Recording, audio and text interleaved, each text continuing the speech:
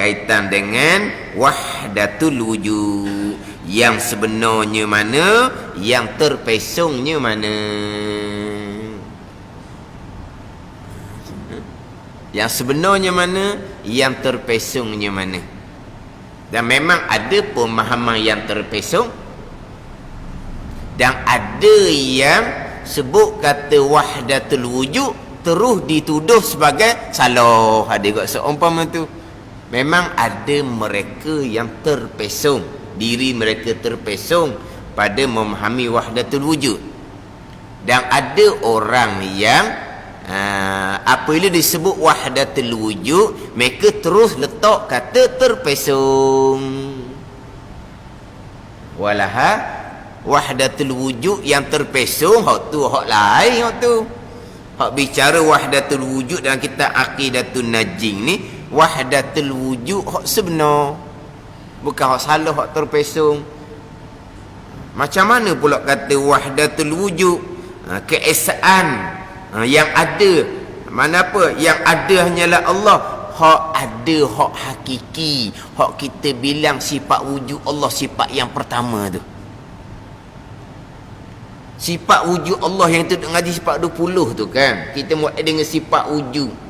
Sifat wujud Allah, wujud yang macam mana? Wujud yang tidak didahulu oleh ketiadaan, tidak menghubungi oleh ketiadaan. Itu wujud yang hakiki, wujud yang sebenar-benar, wujud yang wajib, wajibul wujud. Jadi wujud yang hakiki seumpama ni hanya Allah jua, hanya Allah jua itulah wahdatul wujud. Keesaan ada, mana ada yang hakiki. Tapi golongan yang terpesong digi kepada keesaan yang ada. Lepas tu hak lain-lain ni Allah belaka lah ni. Mana-mana ada tu Allah belaka. Hak tu sesat, boleh bawa pada kufur. Hak tu mari mana pula? Dah kita Aqidatun Najim menyatakan bahawa sebab mereka mencuri daripada kalam-kalam aulia-aulia ilah. Mereka mencuri daripada kitab-kitab hakikat, membaca tanpa berguru, ataupun berguru dengan guru yang salah. Ini bawa pada wahdatul wujud yang terpesong. Akhirnya dia menyatukan Allah Ta'ala dengan selain daripada Allah. Jadi hak ada-ada ni Allah belaka ni, Allah belaka ni. Ni tak ni. Kita bicara hak dalam kitab tauhid wahdatul wujud, pegangan kita ada yang sungguh-sungguh hanya Allah. Itu ada yang hakiki. Kemudian dalam kitab hakikah, mereka membicarakan orang yang sampai maqam hakiki. Kita ni bicara bab pegangan. Kita duk mengaji sifat, wujud, kidam, baqa. Kita mengaji ilmu tauhid, ilmu pegangan. Maka apakah makna maksud sifat wujud Allah? Allah wujud, makhluk wujud. Allah wujud Allah macam mana? Wujud Allah wujud yang hakiki. Wujud selain Allah dipanggil wujud yang majazi. Wujud yang majazi, bukan hakiki. Jadi wujud seumpama wujud Allah yang hakikinya hanya Allah. Jadi wahdatul wujud. Tapi kita cerita pegangan. Orang sampai maqam hakiki, maqam aulia, lenyap di basirah mereka hak majazi. Di basirah mereka hanya memandang yang hakiki, yang sebenar-benar. Hak yang majazi, hak umpama bayang ni tak ada di basirah mereka. Walaupun basirah mereka memandang hak majazi, basar mereka, mata lendai mereka memandang hak majazi ni makhluk yang ada ni, tapi basirah mereka hanya memandang syuhud akan Allah Subhanahu wa taala, saah demi saah, nafas demi nafas. Ini di basirah mereka hak sampai maqam hakiki. Hak mencuri hak lakungnya dibubuh di zahir. Hak ni di basirah aulia, sebab Allah lenyapkan di basirah mereka hak majazi. Yang ada di basirah mereka hak hakiki, hak sebenar, bukan hak majazi. Kita faham dah majazi dah. Ada orang terjemah dengan pinjaman. Pinjaman tak faham kitanya. Pinjaman tu kita tengok di tiang-tiang telefon tu ada pinjaman peribadi tu. Tu tahu tak? Ada kan di tiang-tiang. Nampak tak Ji? Pinjaman peribadi. Tu. Dipanggil majaz ni pinjaman. Bab saya ngaji memang tak ada terjemahan. Hakiki, majazi. Hakiki hak sebenar-benar. Ada sebenar-benar Allah Ta'ala. Ada selain Allah, ada yang hanya diadakan oleh Allah. Jadi ada. Ada hanyalah mazhar tempat zahir kekuasaan Allah Subhanahu wa Ta'ala. Ada yang mana bukan kata kekal, ada tu Allah yang kekalkan. Yang berlaku di kita kesemuanya af'alullah, perbuatan Allah Subhanahu wa Ta'ala. Jadi hakiki hak bukan kata diri kita ada tu bergantung kepada Allah. Bukan apa yang berlaku di kita gerak diam tu pun itulah af'alullah yang hakikinya. Hak zahir af'al perbuatan kita. Tu zahir je. Af'al perbuatan kita. Kita pun cakaplah perbuatan kita. Itu cakap majazi. Hakikinya tak ada perbuatan kita. Kesemuanya perbuatan Allah qada dan qadar tu. Tu hak hakiki. Hak kita duduk sandar kepada perbuatan-perbuatan hamba ni, perbuatan-perbuatan makhluk, itu sandar majazi. Hakiki perbuatan Allah. Dan kita berpegang kesemuanya perbuatan Allah. Tapi di basirah kita memandang akan yang majazi. Kita lupa akan hakiki. Basirah kita kan, basirah kita memandang gerak diam perbuatan makhluk. Hak hakiki perbuatan Allah lenyaknya tidak ada di basirah kita. Di pegangan ada. Di basirah kita tidak ada. Pandangan basirah kita gerak diam adalah gerak diam perbuatan makhluk sendiri. Orang sampai makam hakiki, Tuhan lenyapkan hak pandangan zahir, hak majazi itu ada di basirah mereka hanyalah af'alullah. Itu makam hakiki, bukan buat-buat. Hak buat-buat ni macam mana? Hak di basirah, hak dalam dicakap luar. Tegak tu Allah tu, tu diam tu Allah tu. Allah gerak diam. Kamu nak tengok tak Allah? Allah kata, ini bukan orang hak sewe bagi dah. Bukan orang hak jenis pening ni. Orang cerdik pandai. Ilmu dunia lah cerdik pandai. Mana ilmu dunia cerdik pandai, kerjaan dunia kerjaan hak comel-comel lah. Belajar agama, belajar. Macam kita ni nak belajar. Satu ketika, nak tengok tak Allah? Boleh dah ni. Nak tengok Allah, dia pun bangun bergerak. Ni Allah ni, Allah ni. Ke mana? Kalau orang kuat kok, pergi gomo, tumbuk sekali. Allah ni tumbuk ni. Ke mana kamu? Memanglah hakiki gerak diam tu af'alullah, perbuatan Allah. Tapi bukan duk cakap di mulut. Tapi sampai makam hakiki, makam aulia, basirah mereka hanya memandang af'alullah, perbuatan Allah. Itu makam hakiki. Tapi hak jenis mencuri, hak jenis melakon, dia belum. Hak tu jadi sesat. Jadi sampai makam hakiki yang wujud hanyalah Allah Subhanahu wa Ta'ala. Walaupun pandangan basar mata lendai ni memandang akan makhluk yang ada, pandang manusia ke, pandang langit ke, pandang bumi ke, basar mereka hanya memandang syuhud akan Allah Subhanahu wa Ta'ala. Napah demi napah, sa'ah demi sa'ah. Ini bukan lakon buat ni, ini kurniaan daripada Allah Subhanahu wa Ta'ala.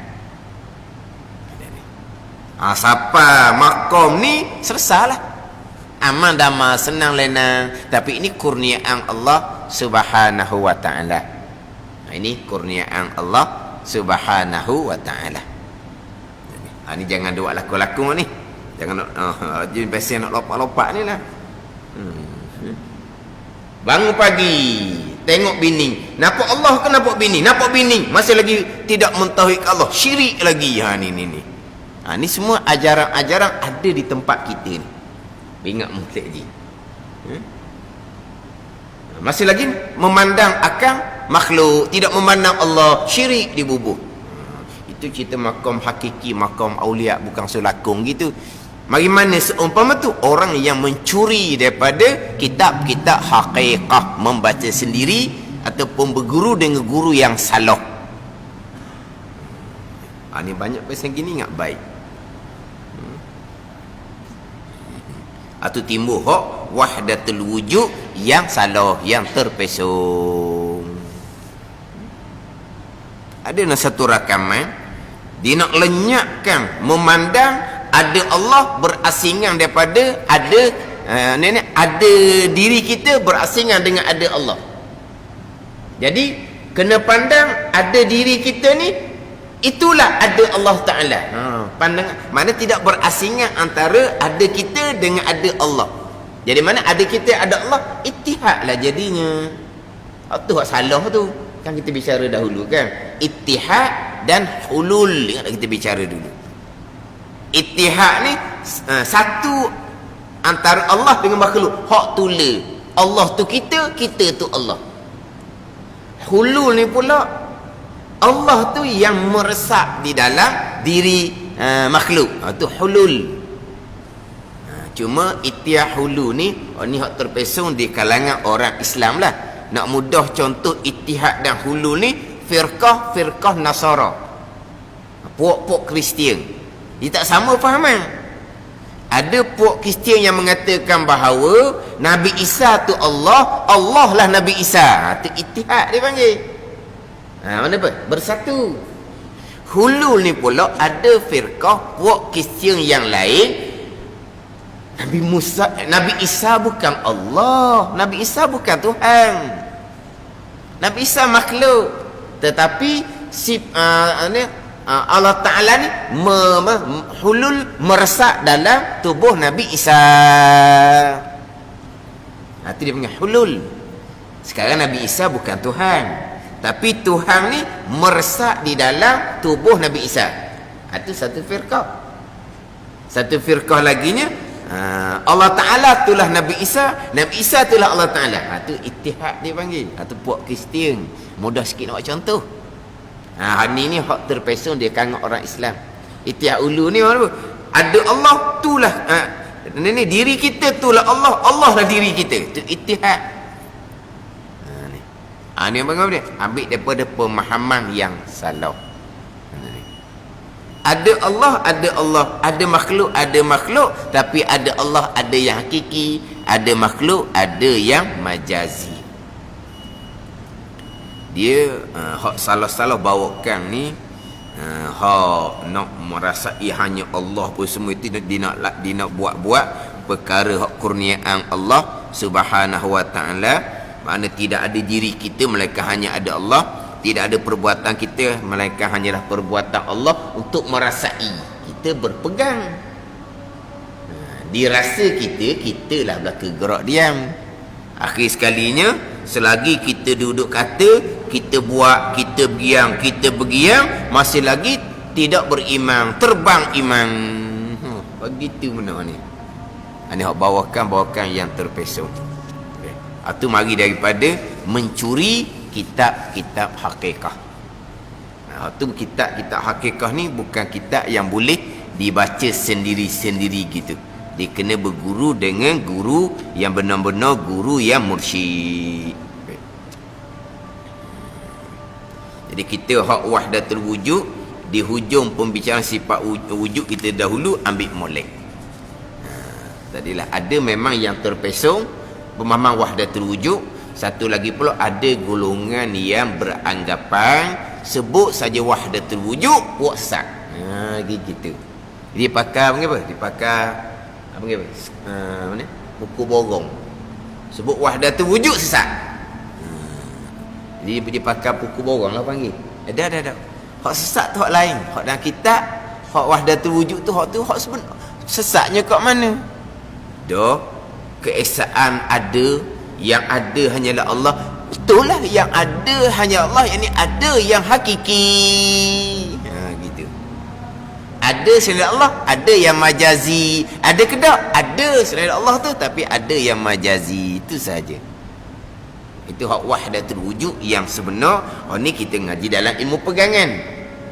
Sampai maqam hakiki di basirah aulia hanya ada Allah Subhanahu wa taala. Di basirah mereka, di pandangan basar macam biasalah. Makhluk ni ada kan di basar. Dan di basar mereka hanyalah memandang syuhud akan Allah Subhanahu wa taala. Ni maqam fana, maqam aulia. Kita duduk serabut dengan maqam aulia. Kita syariat pun maqam syariat pun cuka cemaking kita ni. Cuka cemaking dalam bab pegangan. Kadang-kadang kita dah buat pegang tak nak beza. Hak pegangan macam mana, hak percakapan asbabnya macam mana. Hak bab pegangan, bab cakap asbab. Terkadang percakapan, terkadang satu-satu perkataan dia hak kita duk kata perkataan kita tu lah. Yakin, percaya, tu. Yakin, percaya kepada asbab. Yakin, percaya ni pegangan. Itu bicara lain. Ni saya biasa sebut dalam kuliah saya nya sebab timbul. Ni cakapan orang hak ketah lah ni. Orang besar lah cakap. Yakin dan percaya, vaksin selamat dan berkesan. Ada lalu komen. Inilah perkataan orang yang tidak berakidah. Dah. Pemimpin atasan tu. Yakin dan percaya, vaksin selamat dan berkesan. Mana boleh yakin percaya hanya kepada Allah? Mana boleh yakin percaya kepada vaksin makhluk? Itu bukan pegangan. Yakin pegangan bicara lain, percaya pegangan bicara lain. Percaya akan Allah, percaya akan malaikat, percaya akan kitab, percaya akan rasul, tu lain maksud dia. Hak kita nak cakap yakin percaya hak asbab ni lain. Ada ni. Hak tu cakapan kita kan. Oh, kalau si anu yang buat, saya yakin dan percaya, baik. Kalau orang lain, minta maaf, tak agak. Tak ingin cakap gitu. Ke mana? Sekarang ni, kita nak buat satu benda. Nak panggil warning ke nak panggil warning? Kalau kamu panggil si anu ni, saya yakin dan percaya, memang jadi. Kalau orang lain, minta maaf, tak yakin. Tak agak. Yakin percaya apa tu? Itu cerita asbab, bukan cerita pegangan. Ni apabila pemimpin atasan bercakap yakin dan percaya vaksin itu selamat dan berkesan, selamat berkesan kedok, dia membahas kot lain lah pula. Yang kita nak cerita sininya, bila sebut kata yakin dan percaya, ni pemimpin yang bermasalah akidah. Maknanya perkara seumpama tu betul nak beza. Hak bak yakin, hak jazam di hati, bak iman, bak tauhid tu bicara lain. Ada ni. Memanglah kita sebut percaya belaka. Percaya kepada Allah, percaya kepada malaikat, sebut percaya. Sama kita pun kita juga. Kita percaya kepada anak kita. Anak itu kita percaya. Apa maksud percaya? Sama dengan maksud percaya hak rukun iman. Tu ayat lain, tu bicara lain. Bukan nak bicara hak vaksin tu selamat berkesan. Nak bicara yakin tu, hak sebut kata yakin dan percaya tu. Dia kata orang ni orang yang bermasalah dalam bab akidah tu, bukan. Itu bicara lain, itu bicara asbab. Itu bicara asbab. Betul-betul ke tak selamat dan berkesan? Tengoklah.